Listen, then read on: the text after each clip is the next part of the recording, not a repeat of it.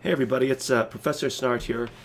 Friday morning, about 9:30, 9:40 when I'm recording this. I am not feeling terrific, so I'm going to actually really keep this one super short and just kind of glance at our due dates, pop into our next unit, and kind of let the instructions speak for themselves a little bit. There seems to be a lot of folks with colds going around, and it's nothing beyond a normal cold, but it sucks. Okay, so it's one of those things where you walk up a flight of stairs and you're just like, oh, that was the hardest thing I've ever done. All right, so we've just finished up the front part of Unit 2 then, looking at getting replies done by today, February 22nd. That's when I'm recording this. And turning around to Unit 3, which has us looking at sonnets. We actually spend a couple of units on sonnets, which I'm going to jump into here. All right. So we have a bunch to read. They're all linked here. I'm going to encourage you to do a little bit of background info, or look at a little background info about the history of the sonnet, the form. There's basically two varieties: what's called the Shakespearean or the English sonnet, which obviously Shakespeare popularized, and then the Petrarchan. And Petrarch was an Italian poet, so he's another poet just like Shakespeare is. So that's sort of like the Petrarchan, the Italian sonnet. They share some similarities, but there's also some differences. So it's important to realize that there's two kind of variations here. You'll also notice across the various sonnets that we read here that go back to Shakespeare and all the way up to Billy Collins, a really fun sonnet kind of making fun of sonnets. He's a contemporary poet. He was just American Poet Laureate. So we have a range of old, new, different styles. You'll see that a lot of the sonnets, they conform in some ways to the sort of like quote-unquote rules of the sonnet, but they will also deviate here and there. The slide deck below kind of covers the rules, and again, you'll find these, and I want you to sort of investigate them in the Wikipedia pages for a fuller discussion than what I'm able to give you, at least right now. Normally, I would do more of a lecture, quote-unquote, type thing, but my voice is just not going to hold up for that. So you can get the gist, and some of the sonnet stuff you probably know. They're always 14 lines. That's one of the rules that's rarely broken as far as sonnets go. This is a Shakespearean sonnet or English sonnet, so it's divided and rhymes a little bit differently than the Petrarchan or the Italian sonnet. We have our 14 lines divided into 3 quatrains. That's lines of 4, so we have this first group, second, third, and then a couplet, 2 lines at the end. The color coding and the letters here indicate the rhyme. And sometimes we have what are called perfect rhyme, like mines, finds. It sounds exactly the same. And sometimes we'll run into what are called off or slant rhymes, like love, remove. It's kind of close, but not exactly. Come and doom. Some of that is like differences of pronunciation, even in Shakespeare's time versus ours. But just as often, it's an intentional, slant or off rhyme on the part of the poet.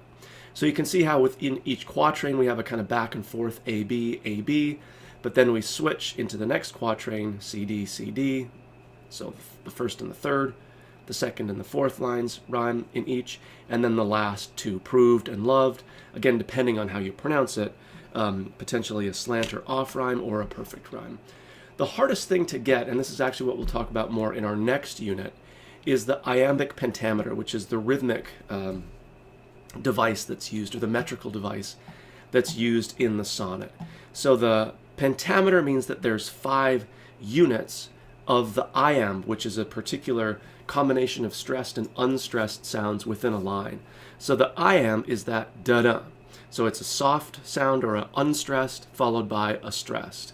The best example is going to be this, what lips my lips have kissed and where and why. So you can really hear, that happens to be both the title and first line of that sonnet.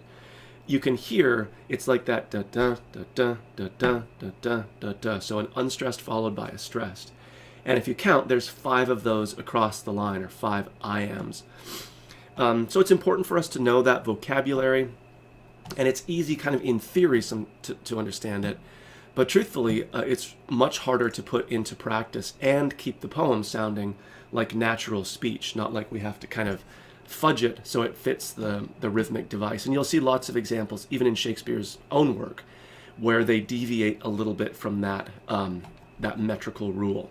So if you've ever wondered about iambic pentameter, pentameter just means that there's 5 of the iamb, the rhythmic unit, the metrical unit, in each of the lines. And I've tried to kind of map it out here. Again, you'll find a fuller discussion on the Wikipedia pages up here. You'll see it in action in the poems. And then our next unit will actually be writing sonnets. So we'll have the opportunity to see if we can kind of put our money where our mouth is here and actually put the rules into place.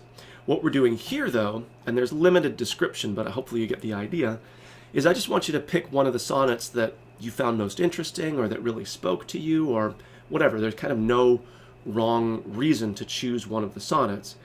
And then record yourself speaking it, and try to speak it in both a natural voice, like don't, but again, also try to kind of act it or deliver it.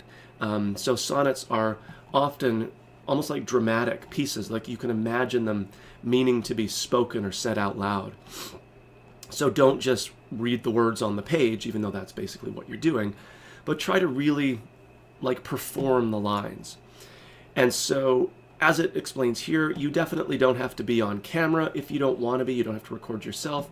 You could choose any number of different approaches here where you're recording video of something else. Maybe you're doing like a narrated slideshow. The sky's kind of the limit. So I leave that up to your, creative choice here. Use YouTube. So again, we're going to use our Google credential.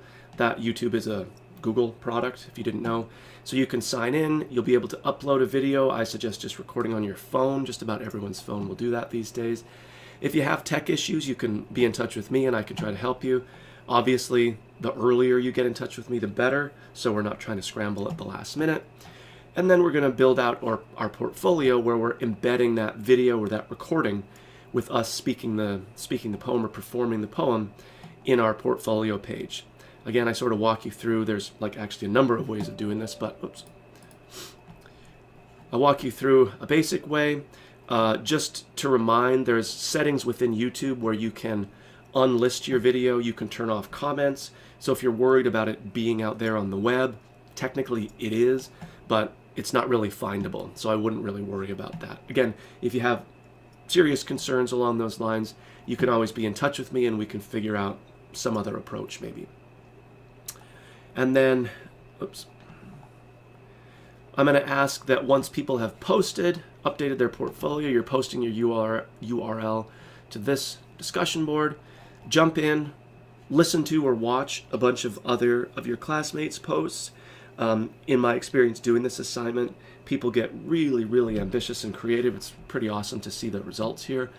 And use the discussion board to reply to at least 4 of the recordings. Keep in mind that people are often going out on a limb a little bit here, so we don't want to become like actor critiques or film critics all of a sudden. So we want to be careful with tone and again be really sort of positive about the creative choices that people have made. Okay? So we're going to engage with sonnets to start with by really kind of performing them to see or to experience how the rules work. And then in our next unit, we'll see if we can put those rules into practice as we write our own sonnets. Okay? So have a great weekend. I'll check in with everybody next week. And again, if you have any questions, concerns, or things going on, by all means, be in touch with me.